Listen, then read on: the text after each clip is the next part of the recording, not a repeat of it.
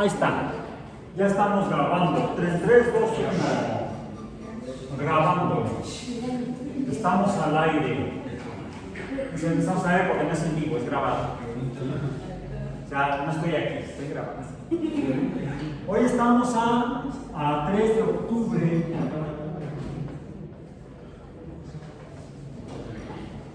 de 2023. En Introducción al Pensamiento Crítico Basado en Ciencia. Y estuvimos la sesión pasada, estamos empezando la semana 9. La semana pasada, la semana 8, el jueves, el segundo día, comenzamos con el último tema del curso, la última unidad del curso, que es habilidades y estrategias del pensamiento crítico. Y estuvimos revisando cómo la gente en diferentes sociedades, incluso tal vez en diferentes tiempos, se ha explicado ontoi, a dónde vengo,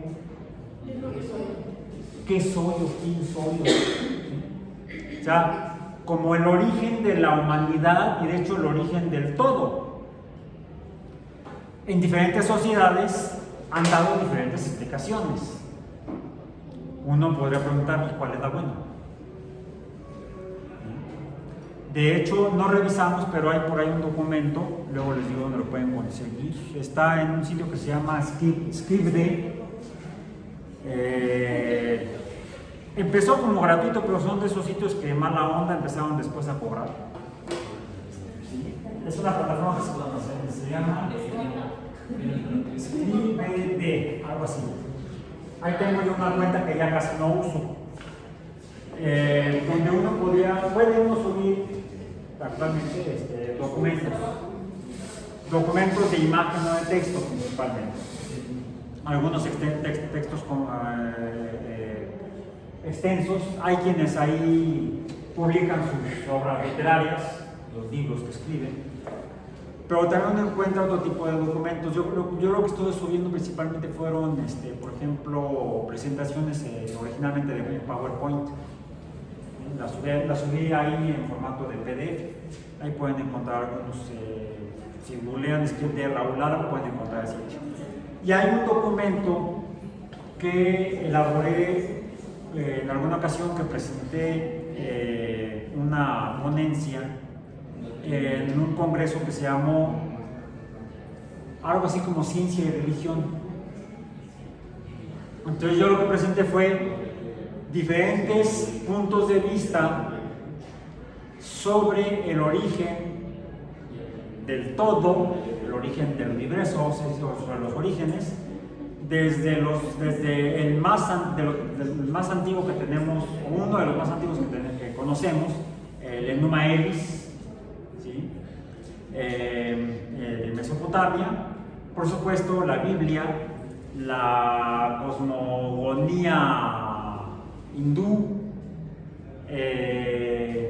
por supuesto presenté también la parte correspondiente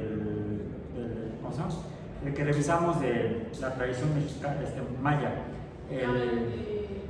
iba a ser el Chilam Balam, el Popol Vuh, no el Chilam Balam, el Popol Vuh. El Popol Vuh fue el que revisamos, lo presenté ahí, pero también presenté las cosmogonías, por ejemplo, de al menos 2 pueblos del Pacífico.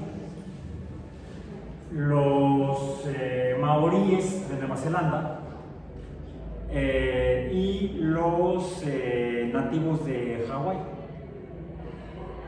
Y son muy diferentes al resto de las que revisamos, por ejemplo, en la clase pasada.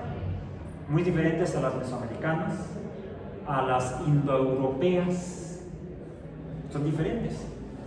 En particular, por ejemplo, la hawaiana, la cosmogonía hawaiana, explica el origen del todo a partir de 2 deidades, una femenina, la diosa Pele, que es la diosa volcán, que sale de la tierra.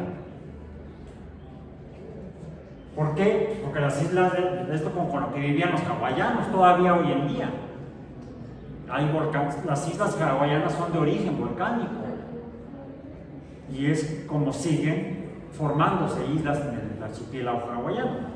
Entonces, ¿cómo explicaron el origen de ellos y de su entorno? Pues a partir de lo que veían. Bueno, eso fue lo que revisamos la sesión pasada. Origen y evolución de la vida en el universo contra creación adecuada. Ad hoc sería en latín, ad hoc, o adecuada.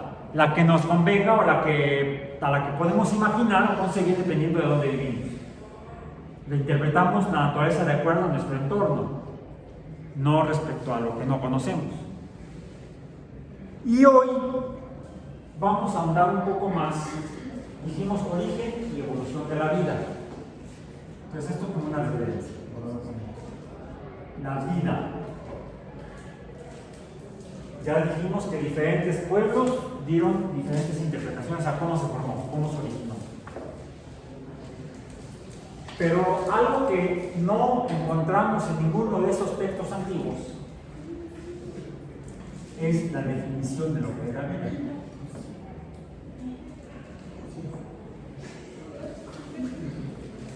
Aunque parece que en algunos casos puede estar implícita. En el caso de la judeocristiana se habla del soplo, el soplo divino que proporciona la vida inicialmente al hombre. Incluso cuando uno lee ese texto se da uno cuenta, luego en los primeros capítulos, cuando ya habla de la creación de el hombre, los creó hombre y mujer, o hembra y macho, creó los dos. Luego se contradice, porque dice que creó al hombre del barro y luego se dio cuenta que estaba solo y que no era bueno que estuviera solo, cuando antes dijo que ya los había creado en dos formas, masculino y femenino. Ya, de entrada, al principio del primer libro, entra en contradicciones ese texto. Y no, que entonces que siempre sí, que mejor de una costilla, no sé, a mí me gustan más bien los de Nana y Buche que los de costilla, aunque la costilla también, la carne pegada al hueso dicen que es la más rica. Pero regresando a qué es la vida, de acuerdo a la tradición judeocristiana, en el texto original de Génesis, lo interpreta la vida como una especie de un soplo divino. Bien, ¿qué es la vida? ¿Cómo la podemos entender? Pero esta es una visión estrictamente antropocéntrica.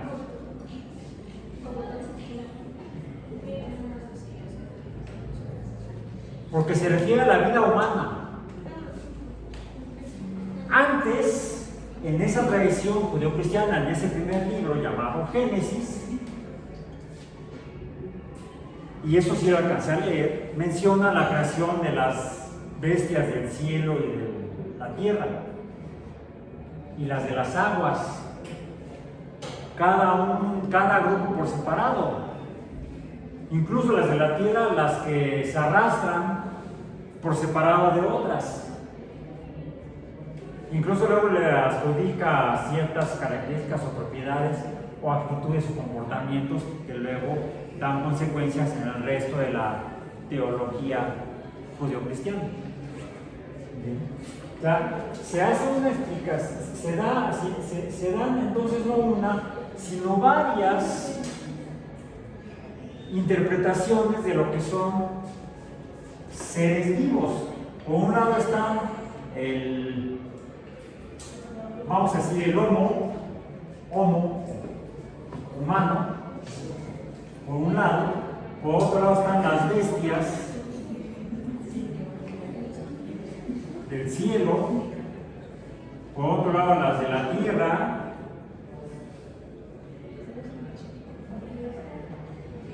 Ya dijimos que aquí separa las que se arrastran,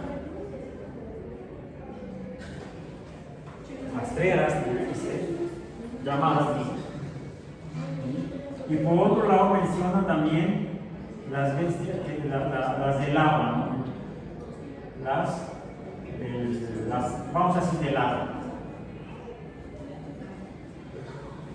Como si tuvieran diferentes orígenes, como si se hubieran formado de manera separada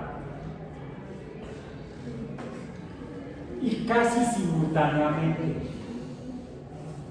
Unas un día, otras otro, pero casi simultáneamente, en muy corto intervalo de tiempo. Esto es la interpretación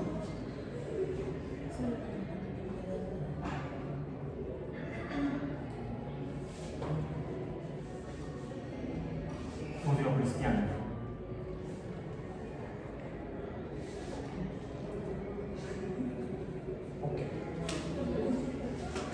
¿Hay alguna otra explicación? Bueno, en esas cosmogonías que mencionamos, a su vez, también menciona diferentes cosas animadas. Es decir, la vida estaría tal vez relacionada con la animación.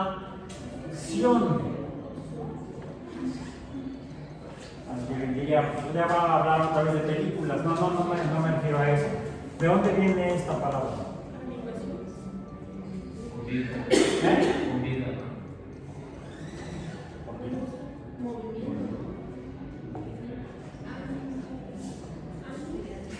Googleen ánima. ¿Qué es ánima? O pregúntenle a su abuelita, nada más pregunten a su abuelita, ¿dónde está? Mi abuelita es una amiga. ¿Es una amiga? ¿Le vas a poner a dar ánima? Dice, alma de una persona, especialmente la de los difuntos que están en el purgatorio. Sí. Bueno, sí, hay que reconocer. A la familia se le quiere por lo que es familia. Entonces, a ver, un ánima es, ¿dijiste? Un alma persona. Un alma De una persona. En el purgatorio. Sí. Difunta. O sea, purgada. No. De personas en el purgatorio. ¿Qué más decías?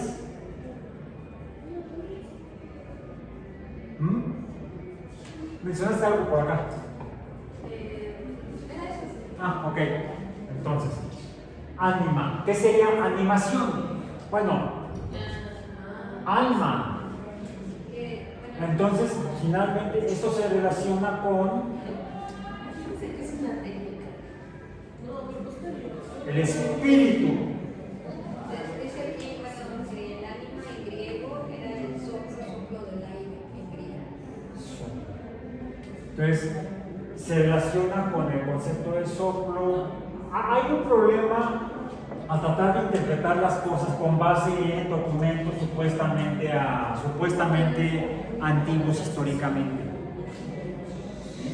Habría que preguntarle quizá al profesor Kerber, porque él es de origen judío. No es tan ateo como yo, pero es de origen judío. Yo en cambio soy de origen mexicano, con el nopal acá en México. No, no le he hecho el análisis de ADN, pero solo saldría una ensalada así como de chile de mole y de manteca. Porque sí, mi tatarabuelo llegó de España y él era de origen árabe. Sí. Tenía un lote de camellos usados allá en Galicia. No sé, era sastre. Mi tatarabuelo era sastre, el abuelo de mi mamá era sastre, y él llegó de España. Él era un árabe converso. Entonces sí tenemos ascendencia árabe. Va a decir que es 25% árabe. 25%. Por ahí también hay gente que maneja malos porcentajes, ¿no? Le va sumando y después queda 130%. En fin, negocios con esas personas, yo no. Ok. Entonces, pero el punto es este. Mencionaba yo al profesor Kerber porque quizás nos podría dar una interpretación de los textos originales hebreos donde se mencionan estos orígenes. ¿Sí? Porque la Biblia cristiana recoge la tradición judía, le incorpora los testimonios de segunda mano, porque ninguno de los supuestos discípulos escribió las aventuras de aquel, sino que fueron discípulos de los discípulos. ¿Sí? Al menos son de segunda generación, de segunda voz, no directamente.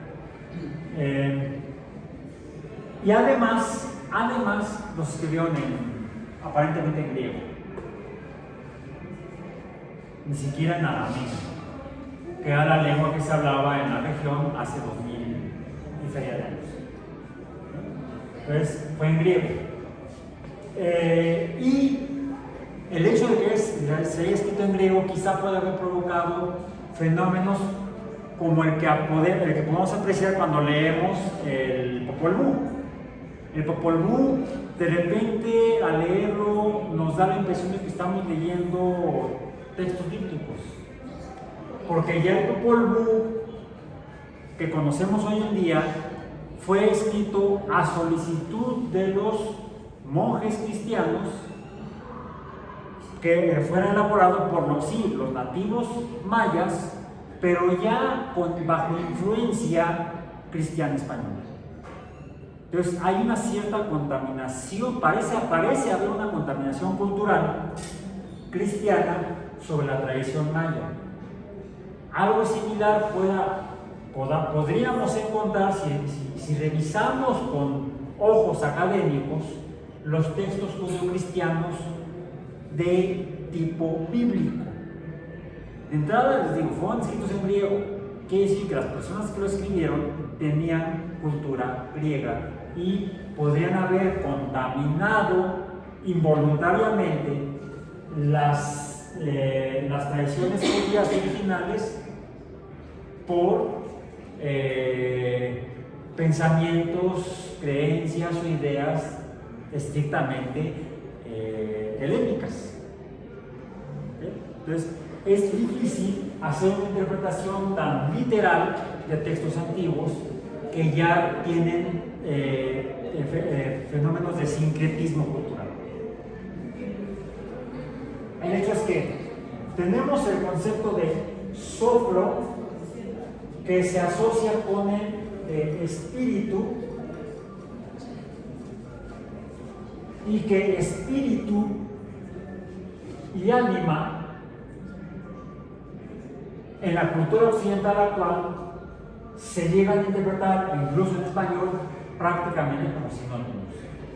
¿Recuerdan cuando revisamos aquí los nombres de ciertas entidades mágico-religiosas como el diablo, el demonio? Por allá alguien sacó las cartas. ¿Quién fue quien sacó las cartas del tarot? Bueno, lo mismo podríamos hacer con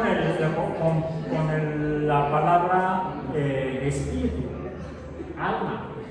Ya lo mencionamos, por ejemplo, cuando trajimos a colación los trabajos teológicos de Newton y sus trabajos, cómo influyeron en su interpretación de sus observaciones de fenómenos naturales como la luz. De donde aparentemente salió su concepto de espectro de la luz.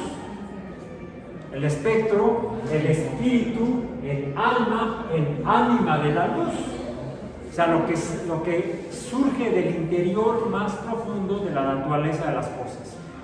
De los seres vivos sería el alma, el espíritu, el espectro, el ánima, Pero esto, bien a bien, no nos dice qué es la vida.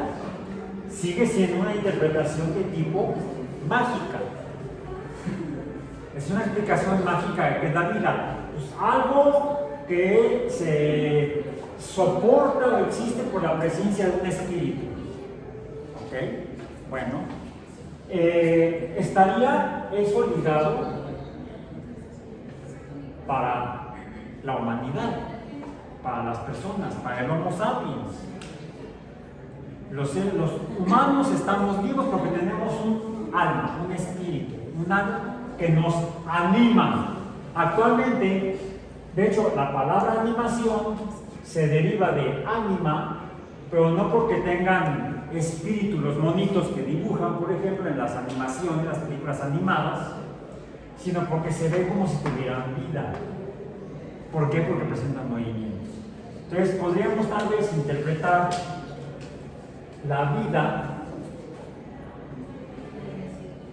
como movimiento que se relaciona con esto.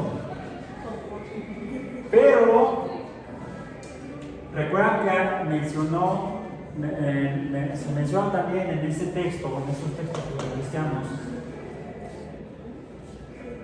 otras entidades creadas a las cuales no les adjudica ese texto en particular vida. ¿Cuáles son? Y lo voy a poner con verbo.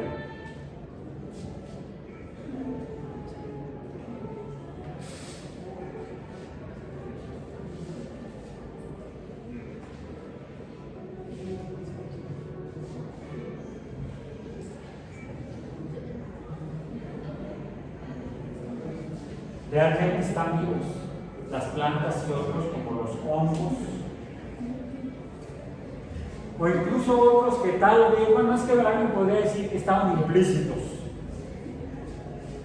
los del agua, porque por ejemplo no mencionan los corales,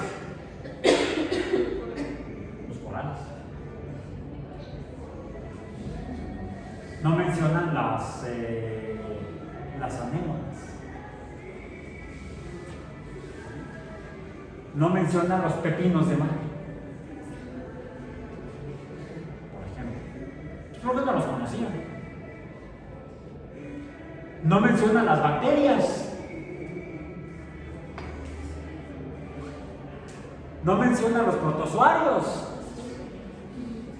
Porque esos apenas se fueron descubriendo en el siglo XVII a partir del desarrollo del microscopio.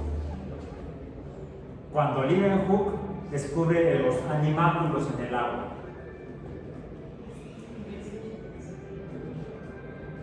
Por cierto, le llaman animáculos porque se mueven. Entonces la vida es algo que se explica por el movimiento. Pero en las plantas, los corales, bueno, de repente salen ahí. Pólipo.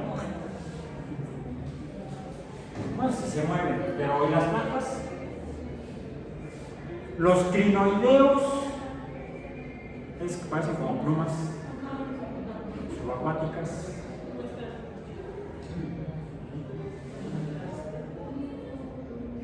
Entonces, ¿qué es la vida? ¿El pensamiento mágico responde a qué es la vida? Como ahora la entendemos. Como que se queda corto.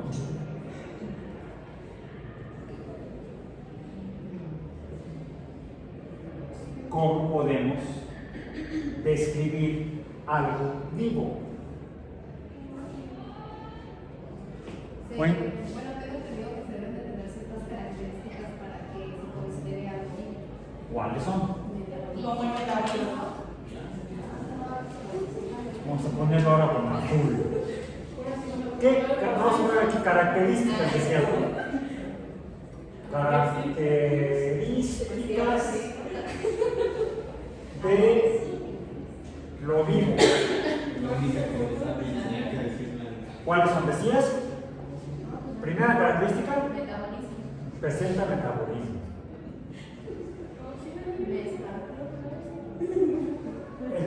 como aquí somos biólogos, entendemos que es el metabolismo, pero para una persona que no fuera biólogo, ¿cómo le explicaría si es el metabolismo?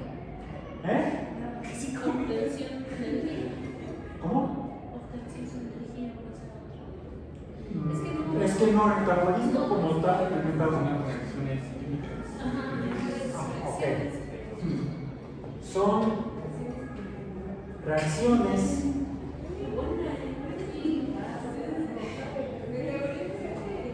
químicas. ¿Qué característica tienen? ¿Qué las distingue de otras reacciones químicas?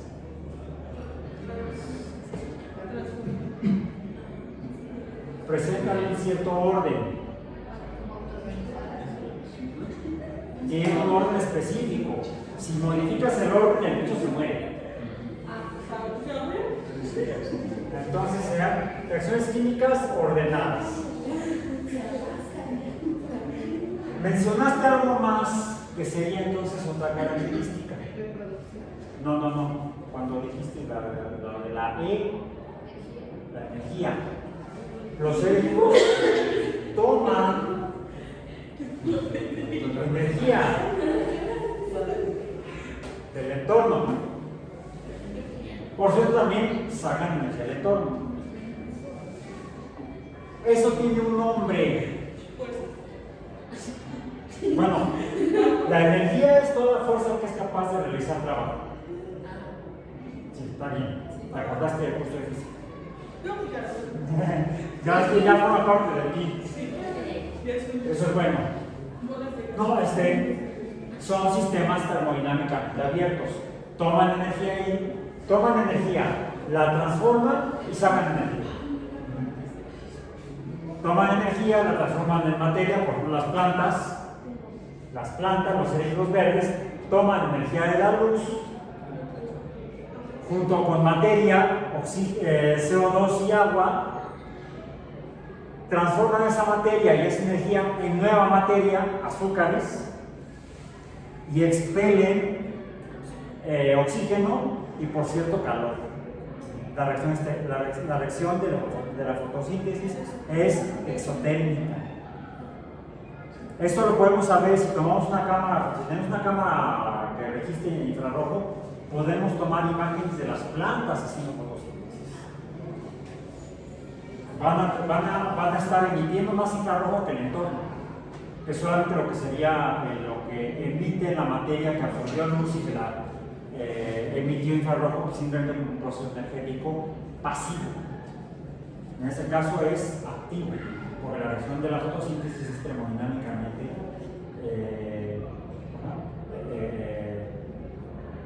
exotérmica, emite calor. Entonces, son sistemas termodinámicos abiertos. ¿Qué otra vez la que dijiste? No, ya me la cambiaste, cada se reproducen.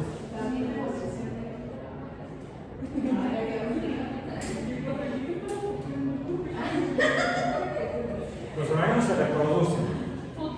Hay mecanismos diferentes de reproducción, pero todos se reproducen.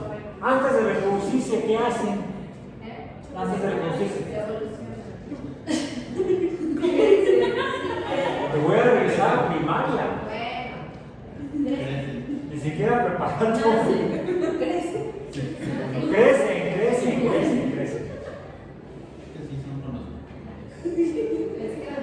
De hecho, la evolución es una consecuencia de la reproducción. Sí. Y de errores en el metabolismo reproductivo. Porque el mensaje que se pasa durante la reproducción presenta fallas. Se llaman mutaciones. Sí. Entonces los organismos crecen. Para crecer toman energía. El metabolismo produce crecimiento. Y el crecimiento lleva a la reproducción. Entonces, además esto también tiene cierto orden, no nada más una sociedad de ventaja. Dijo el Señor a sus discípulos, dijo Dios, primero, ¿qué sería primero? Pues nacer. ¿La qué? Pues sí. ¿El huevo o la gallina? Pues sí. La gallina. La gallina, y si ¿Y de dónde sale la gallina?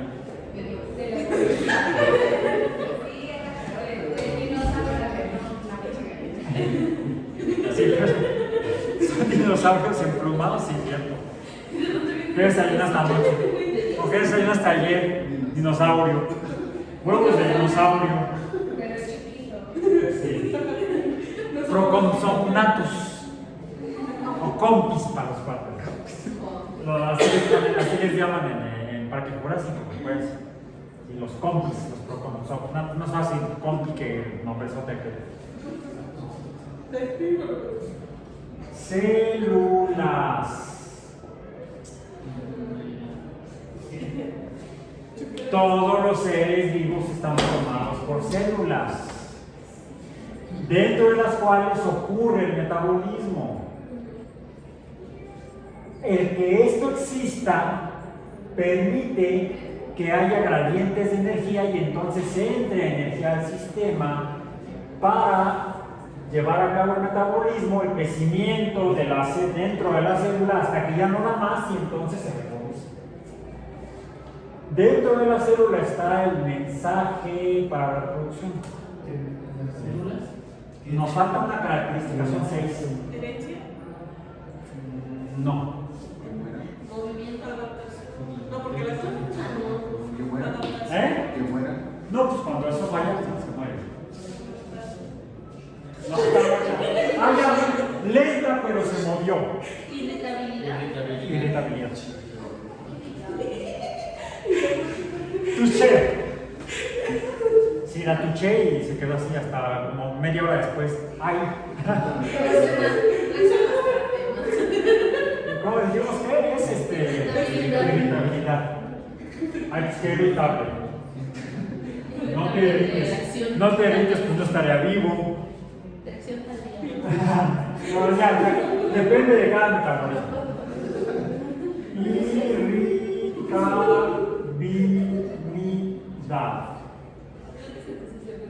O sea, responden a estímulos. Es la respuesta a estímulos. Las células pueden, esto habla de compartamentalización. Compartamentalización.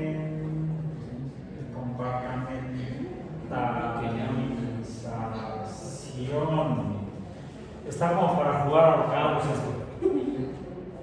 Ok, bueno, entonces, el crecimiento. Esto es hasta el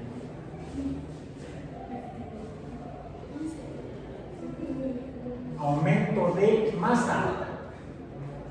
Esta masa se produce por la toma de energía. La reproducción, esto da lugar a la preservación de las especies y posteriormente a la evolución por las fallas o mutaciones.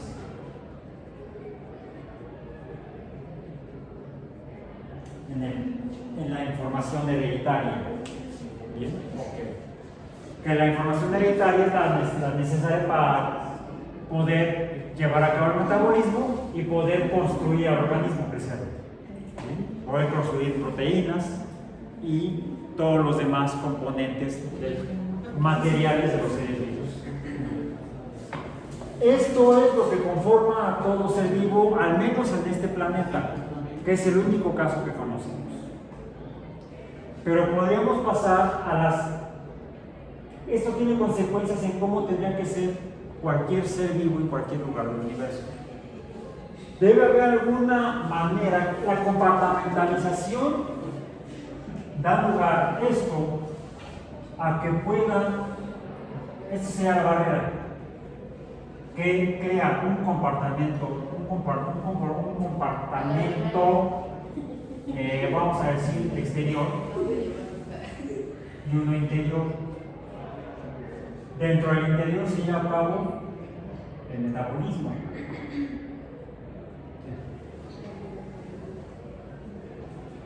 Y a su vez, esto estaría dando lugar a la entrada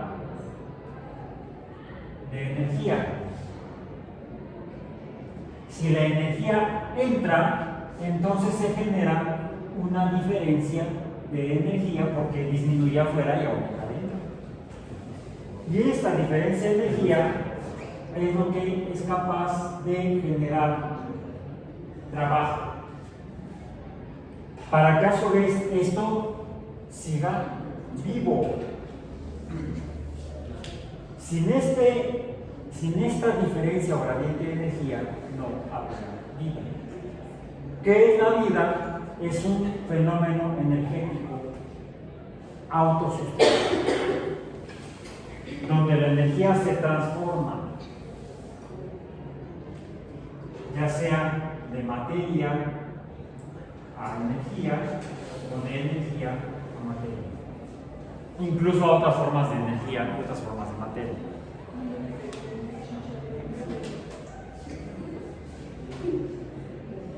Esta sería la descripción o definición más simple que podemos hacer de algo que pudiera estar ahí. Un proceso energético que se sostiene solo, pero siempre que haya alguna fuente de energía. En el caso de la vida en la Tierra, ¿cuál es la fuente de energía que sustenta todo esto? ¿Cuál?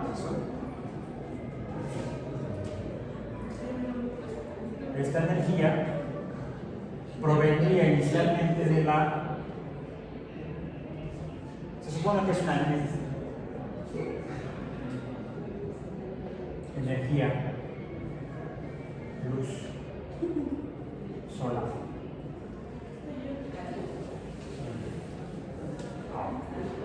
Hay casos, no, diferentes diríamos, no excepcionales, porque se ha encontrado muy abundante en la Tierra ya, por sistemas donde hay seres vivos que no requieren luz para sostenerse, sino que la fuente de energía, vaya, sí viene siendo luz, pero no es luz visible. El calor es infrarrojo, no lo vemos. Puede haber fuentes de luz que no sea visible, de radiación electromagnética como calor, que empujen esto, un metabolismo, que es lo que ocurre en las fosas hidrotermales en el fondo de algunas regiones de los océanos en la Tierra, donde a 3-4 mil metros de profundidad hay todo un ecosistema donde hay un montón de seres vivos conviviendo, comiéndose unos a otros alegremente. Y no hay luz visible, no hay luz solar, sino que hay es calor que surge de la actividad geológica de la Tierra. Pero, si consideramos el fenómeno de la evolución, al menos en la superficie de la Tierra, ¿dónde podría haberse formado la vida? En la superficie, porque lo primero que hubo antes que Tierra, hubo una estrella. El Sol que ya estaba emitiendo luz, cuando alrededor todavía había polvo y gases, a partir de los cuales poco tiempo después se formaron otros cuerpos astronómicos orbitando alrededor de esa estrella, el Sol, para formar cometas, planetas, asteroides y otras cosas que andan por ahí en esa galería de tiro que es el sistema solar. Pregúntenle a los dinosaurios. Ay, mira una estrella fugaz, ¿qué un deseo? Ay, pobrecitos. Les tocó. Por eso es que es bueno que tengamos tecnología espacial, que ya sabemos que eso puede suceder. ¿Qué le hacemos para...? Primero hay que andar vigilando dónde hay asteroides que puedan chocar con la Tierra. Y una vez que sabemos que ya vimos varios que por su trayectoria dentro de unos 50, 60 siglos, no, dentro de pocos años tal vez o décadas pudieran colisionar con la Tierra, ¿qué podemos hacer con ellos? Vaya con Dios, José. No, es materia de investigación todavía. Pero ya se han hecho, se acaba de hacer un intento hace poco, un experimento en el que se hizo colisionar una pequeña nave espacial robótica con un pequeño asteroide para ver si le cambiaba la trayectoria y si se la cambiaba. Lo que se ha descubierto recientemente es que no cambia como se pensaba que podría cambiar. Es motivo de investigación todavía. Esa es una investigación experimental astronómica. Se hizo colisionar una pequeña nave robótica con un pequeño asteroide y se sigue estudiando a ver qué pasa. Ya les avisaré, agáchense. Sí, yo creo que eso no se Ok, bueno. Entonces, como se dan cuenta, hay diferentes formas de responder a la pregunta ¿qué es la vida? Pero ¿cuál es la diferencia entre esta forma de responder y esta forma de responder?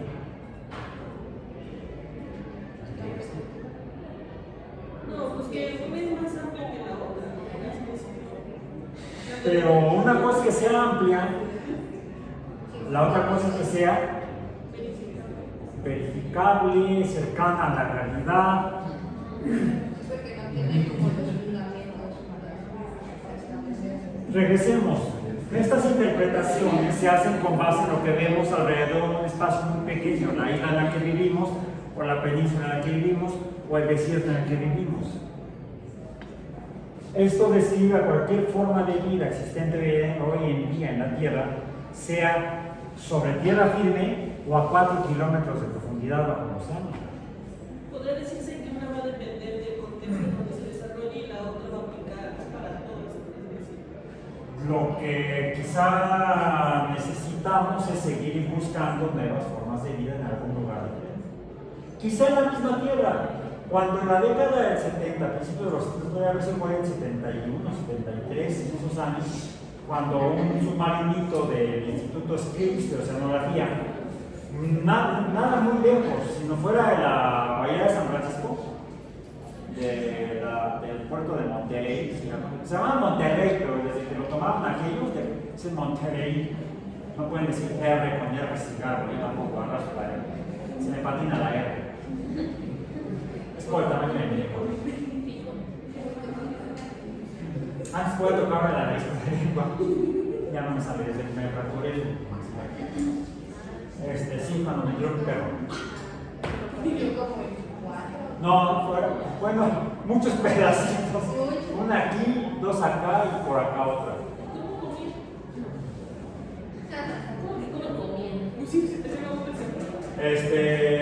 Mis hijas se burlan porque tomaba yo Anshul.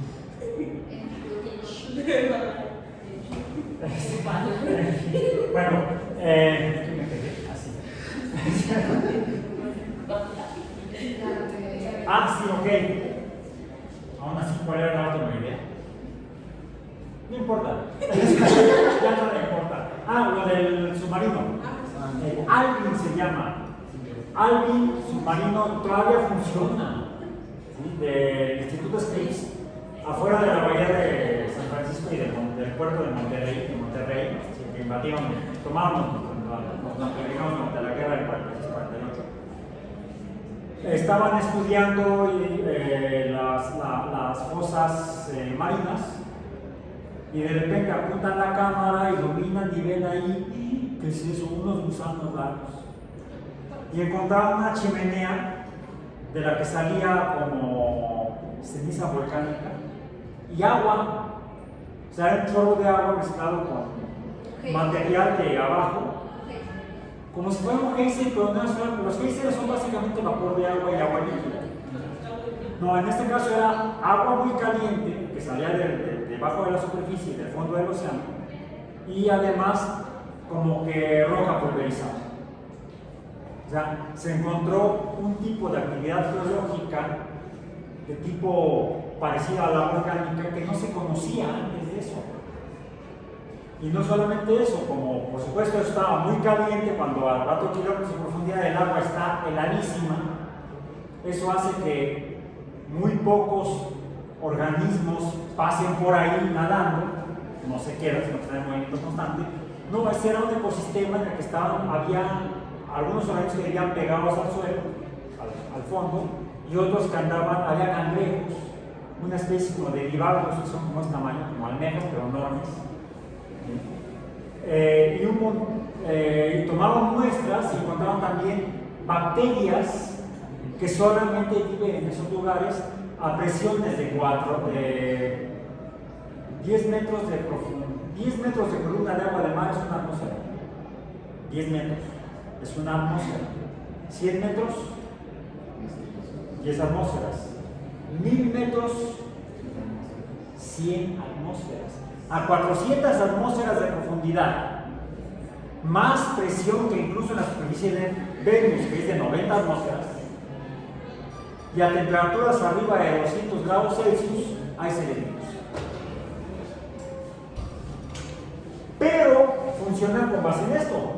Están formados por seres, sacaron muestras, se hicieron estudios microbiológicos, estudiaron bajo el microscopio, se obtuvieron biomoléculas de ellos.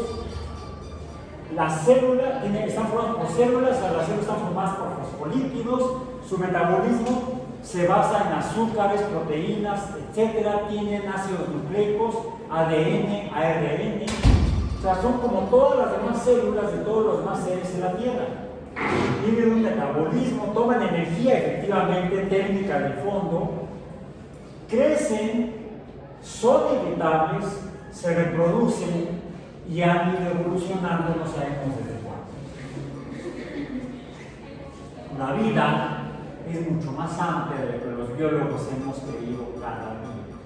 Porque cada día, pero con el pasar del tiempo de la investigación biológica en diferentes lugares en la Tierra, hemos encontrado seres vivos que no sabíamos ni imaginábamos que pudieran existir. Lo que sí, como dice el personaje matemático en Parque Jurásico, life finds the way. I am Marco. Y con eso cerramos el día de hoy. Nos vemos a las 4 en el auditorio 1 para las charlas de la Semana Mundial del Espacio. Hoy a las 4 y el jueves otra vez a las 4. ¿Okay? Por hoy terminamos. El jueves también tenemos clase.